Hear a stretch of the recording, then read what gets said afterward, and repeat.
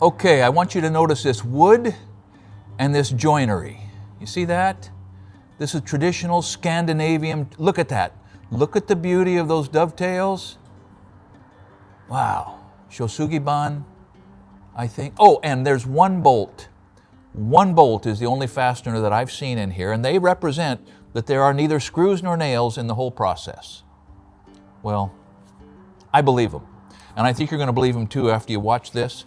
This is the Northmen channel. This is the second video we've reacted to off their channel. The first was an old video from the 70s that they pulled out of some museum's archives in Finland. The old boys in that, and I hope you watch that video on their channel or ours. I mean, both, right? Because those guys were past masters, you know, middle-aged or older, not wasting a move. These guys have a channel, the Northmen, dedicated to the preservation of Scandinavian blacksmithing and building processes, appreciation for hand tools, how to use them. And this particular video, if I understand it correctly, is an overview of the process of building a traditional Scandinavian home for Jacob's family. Jacob is one of the guys in the Northmen Guild. I respect what they do. I would love to meet them, and I hope that you enjoy watching Jacob's house come to fruition with hand tools, human energy, and a great deal of dedication to the craft. They do their logging in the winter, obviously. It's a Scandinavian thing. The moisture content, they say, is ideal. The ground is frozen, and the logs skid out much easier. You got to watch this, because whatever these guys are, they are ambitious, and they are secondarily loggers. You're going to get to see one guy nearly get messed up. I think this is some kind of spruce. The saws are short. They're clearing out. So let me just say this. We do a little logging on the channel. I've done that since I was 15, off and on. 80% of all falling, cutting down accidents happen within 10 to 15 feet of the stump. These guys are doing it right. When the tree starts to go, get away from the stump. Let's see how this goes. Bam, not a heavy tree, didn't even drive the log into the snow. Okay, we're pushing that one over by hand. That's good. Directional falling, controlling where it lands with the face, cutting off the swelled butt, and this one hangs up. So when a tree hangs up, you got a problem. You pry it off the stump, now watch. They've set that other split piece down so it's a runner, it slides off, and that guy nearly gets his leg broken. It was a close one, boys. All right, you can see what a benefit it is to slide on the snow, right? Better than mud, better than summertime. All right, so there is their deck. Around here, it can be called a coal deck, a deck of logs, and they've got, you can see some time has passed, so you've got some there on the left that have been peeled, I think, or those, I can't tell, that's not bark on. But it's a lot of work, not just to get them there, but to get the bark off. And there are the tools that they're attacking those logs with. All right, now let's pause right here. I assume that this is single side forming for some sort of concrete, I assume. All right, stop that. It looks like we're looking at the top of the concrete, or what is passing for concrete, right up there to essentially dirt grade. I can see some concrete has bled through the forms. Those forms have been there for a year since that previous video shot. You see how the wood is silvered out? This is not a project that happens in weeks or months. This is measured in years. Yeah, so they're throwing clay out of the bottom in there. The wood is weathering. They're extending the interior form on up, I think. Handwork. I'd put my knee on that, buddy. That's why you need to wear long pants. All right, a mixer. Thank goodness. So we've got a generator there somewhere. That's legit. I think no less of you, in fact, perhaps more. Cement, Portland, magic powder. Yes. All right, that looks good. They've got an interior now. There's a bearing condition interior. Or did they enlarge the whole thing? I can't tell. There's rubble, rock in there. Okay, I don't get this. That's heavy. It'll break some. Bam. Okay, they've stripped the forms. It is concrete. And that rock just went down into that hole. And there is an I-beam. Good. Hooray. Several. They're gonna pour a suspended slab over that basement. Rebar has been out in the weather a little too long, boys. Yes. All right, so they have shored up from the basement to the bottom of those I-beams. That's the deck they're going to pour the floor on. They're placing rebar over on that side. I assume all of the interior bays have rebar. Homemade ladder down into the actual cellar. On the left is a crosscut, probably a 7-point. On the right is a ripping saw. Those look like, I don't know if they're Distons or not. Okay, Stanley tape. Let's hear it for Stanley tapes.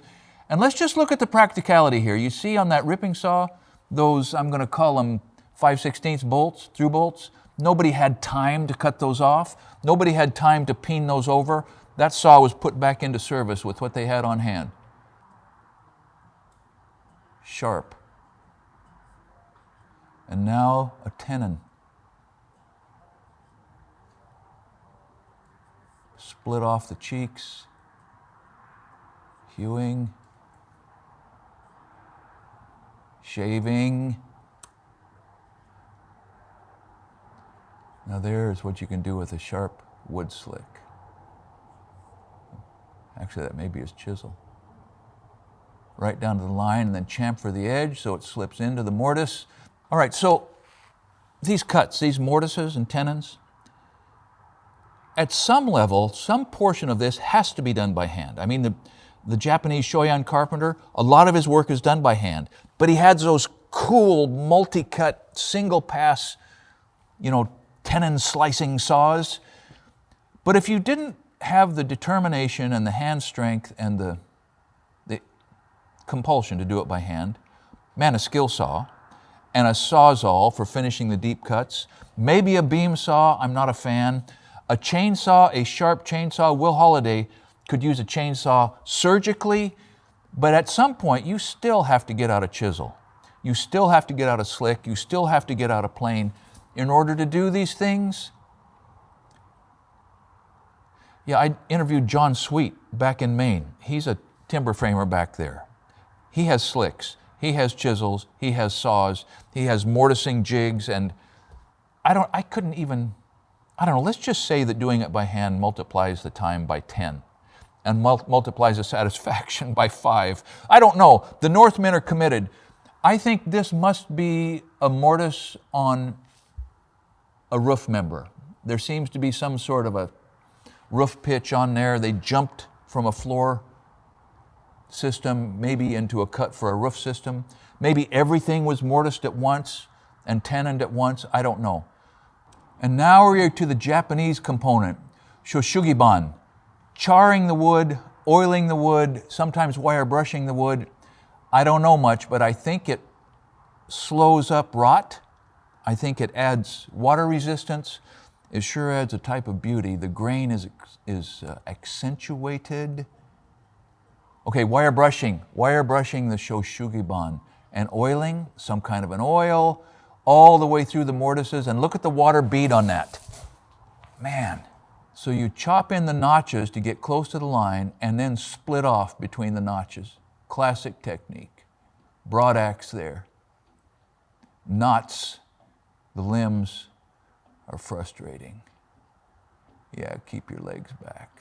Man, I would put long pants on, boys. Now, it just occurs to me, I haven't seen the use of a measuring tape. There were 2 tapes on the display of tools, one of them a Stanley, but they don't get them out very often. Apparently you don't need to. Look at that Scandinavian broad axe.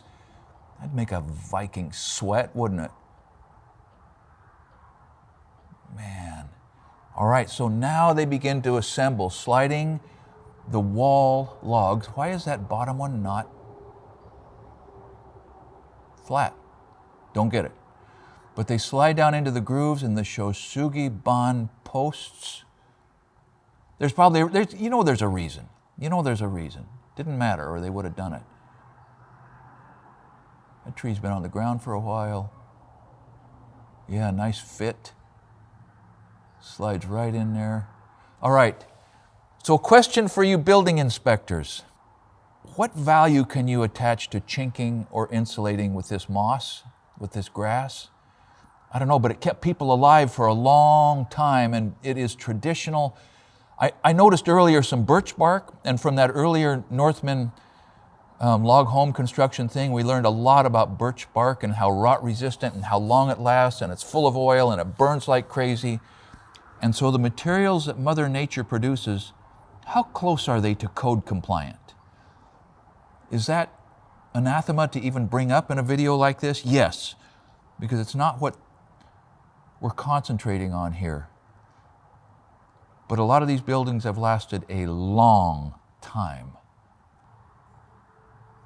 Shaving horse clamps the work, and you can make those trunnels. Gotta have them. Oh man, progress. Some kind of a lintel beam or something going up.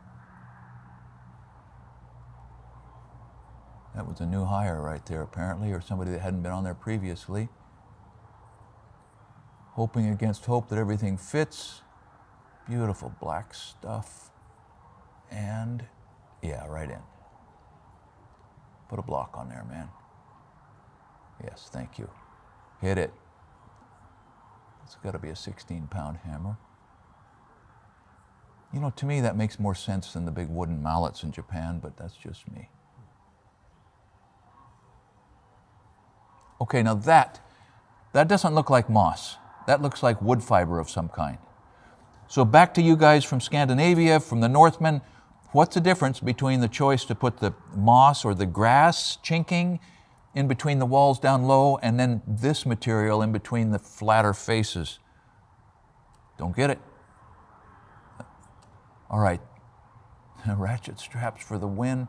So they've pulled together the window assemblies. I didn't see that, but that other video of the older project shows how that tongue and groove trimmer, I'll call it, in the window openings keeps all the logs in line. Really slick. And the black wood must just be for artistic contrast on the inside of the structure. Aesthetic contrast. Okay, the masonry shows up. The mason's been back. Brick chimney, big. Wood trimmers in place. Ceiling joists, beautiful. You can see they came up one season, about 4.5 feet with the weathered logs, and then the next season, boom, up the rest of the way. Time's going by. Chimney goes way up, and it looks like we've got some roof structure up there maybe. No, but it's going up. Okay, so that overhang, gosh, I don't know, let's see. Wow. I would be interested to know the source of these concepts from museums, notches to receive the rafters, I'll bet. Yes, split it out. Yep. Okay, bird's mouths for a more interior knee wall. Deep bird's mouths. Is that a lap joint at the peak? I can't tell. Or are they just butted? Yeah, a lap joint. Yep, you can see it 1, 2, 3, 4, fifth truss back. See the lap joint at the top? That adds some strength, but no nails, no bolts, just some dowels through that lap joint, I guess. Between that and the collar tie, it holds the world together. All right, so they jumped forward, they sheeted that. I didn't see what went into those cavities, but something went in there because it's cold in that country. We've got skip sheeting on the rafters, some sort of a white oak shingle, 3-layer opposing directions, skylights. And look at the stone on that chimney wrap up there. It's beautiful. See how those joists are projecting proud, just bumped out, black. What a touch. This appears to be related to the fireplace. That's an elaborate dovetail, splined tenon. Look at it. So that's got the chimney on the right. Shosugiban. Love those calipers for scribing. Hew that out. Opening. I wonder if this is a wood box. This may be, oh, look at that. Northmen, that is art. It's art. So the annulus of that radius cope must be in line, regardless of what the diameter of the log did, creating those curves. Man, I don't want to rush this. So I don't think that's fastened down yet. Is that going to slide around and embrace the masonry? Look at it. Man, I don't want to skip a minute of this, but I have to. All right, yes, it slid around the masonry. So there is the firebox. Oh man, the plaster on that. Look at it. And you just know they're going to blacksmith some kind of a door frame. Shosugiban, weed burner. I'm going to run a board through my forge and see if we can speed that process up. I bet timing is important on this. You got to burn it, but not too deep. Wire brush, stiff wire brush, knock off the char, leave the black, inhale all that you can, and then put some kind of an oil on there. Wash it off, then it's got to dry. Okay, linseed oil? Maybe it's just linseed oil. Wow. I got to try this. I don't know what project will support that, but I got to try it. All right, so that is a slow process. Got to dry. Oh, yes. Stained glass time, door time, hardware time.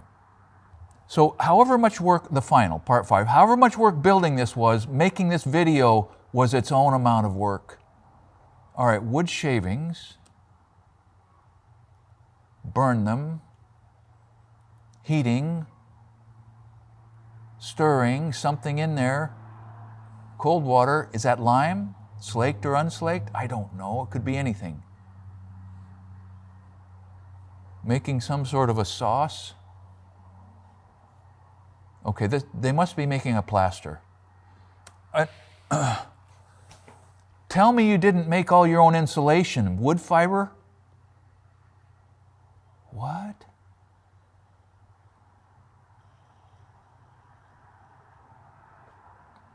Inquiring minds, boys. All right, so that was aggregate in the plaster. That's the equivalent of horsehair. That's spruce hair, right?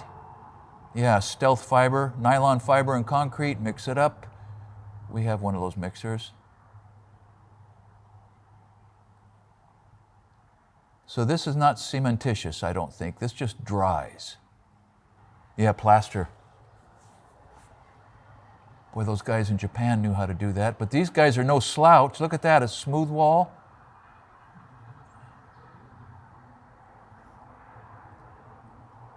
Man, you're committing yourself to making sure you've controlled the moisture from the outside and the temperature differentials and condensation and everything else around your collar ties, around the skylights. Skylights are notoriously a problem. Man, I'd like to see how this works out 10 years later. Very impressive. Yeah, spraying a little water. Is that cementitious? Are you fighting time on that, or have you got all the time you need? So as some of you have undoubtedly already put into the comments, it's a presumption for me to put a video up like this that took someone, I'm going to say, 6 years to complete. What a body of work. What a tribute to your ancestors. The Northmen channel is a place to go to see really great things happen in a really traditional way. So go there, buy some of their stuff. And the takeaway for me is that if you love craft enough, you can do things the hard way for the satisfaction in doing some things the hard way. If you love your family enough, you have to compromise that compulsion to do everything the hard way. And yet you have to know when you have to strain every fiber in the important things. I hope that this house works out for you and your children and your bride, Jacob, just the way you're hoping. And I hope to see a lot more of the great work you guys are doing. Thank you for watching Essential Craftsman, and keep up the good work. Nice.